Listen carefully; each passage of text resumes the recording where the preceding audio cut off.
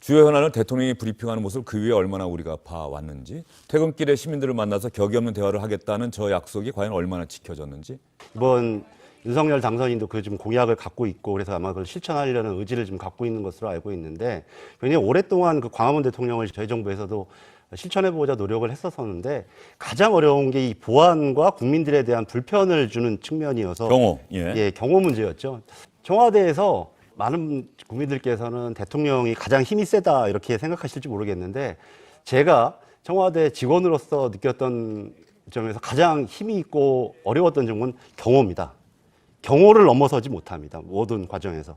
그건 뭐 노무현 정부 시절에서도 그랬고, 뭐 아마 박근혜 정부, 이명박 정부도 마찬가지였을 겁니다. 이 경호라는 문제가 앞에 서게 되면 다른 정무적인 고민들, 이런 소통의 고민들이 굉장히 좀 어려워지는 측면이 있거든요. 그래서 이번 이제 광화문 시대를 열겠다라고 하는 측면들 꼭 실천해 주셨으면 좋겠고, 그런 측면에서 경호의 관점 이런 것들도 좀 바뀌어야 되지 않을까라는 생각이 듭니다. 3월 임시국회에서 합의해서 갈 수 있겠습니까? 특검 도입될 수 있겠습니까? 양쪽 당에서 이미 법안이 나와 있고, 그런데 물론 이제 거기에는 대상과 특별 검사를 어떻게 임명하는 요 절차에 관련돼서 서로 간에 지금 이견이 있습니다. 그런데 해야 된다는 원칙에 서로 동의했고, 이미 선거 과정 속에 국민들께도 말씀을 드렸기 때문에 이제 협상의 단계니까요. 저는 협상을 통해서 반드시 처리해야 될 것이고, 또 처리도 가능하다고 생각합니다. 예. 그러니까 이번 선거를 통해서 저도 가장 두려웠고 어려웠던 측면이 국민들의 이제 갈등 측면이지 않습니까? 그래서 어떻게 하면 이걸 좀 원만하고 좀 화합해서 통합하는 좀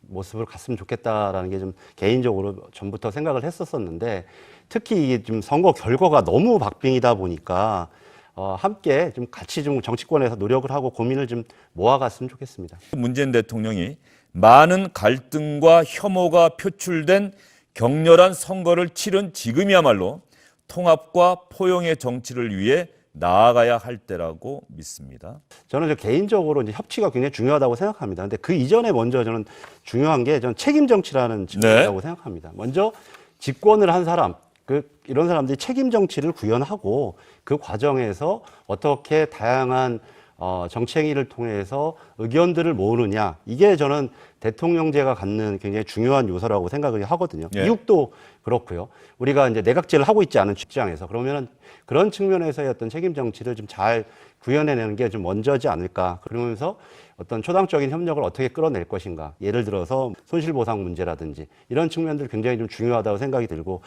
대북 관계도 마찬가지입니다. 뭐 대북 문제에 있어서 여야 간에 얼마나 큰 차이가 있겠습니까? 그런 문제에 관련돼서도 서로 초당적인 협력을 이끌어내는 것, 외교 문제, 이런 문제들 다 같이 좀 힘을 모아야 될 때라고 생각합니다. 물론 선거 과정이라는 치열한 경쟁 과정 속에서 하신 얘기일지 모르지만, 우리 더불어민주당을 향해서 부패하고 버르장머리 없는 썩은 이런 사람들이다거나 자신이 이런 사기꾼들을 많이 대해봐서 안다, 이런 좀 더불어민주당을 대하는 그런 태도의 말씀을 주셨는데, 물론 이건 저는 경쟁이고 서로 간에 이제 격한 과정 속에서 하신 말씀이라고 이해할 수도 있겠습니다만, 이런 태도가 계속 지속된다면 굉장히 좀 어려울 수도 있다라는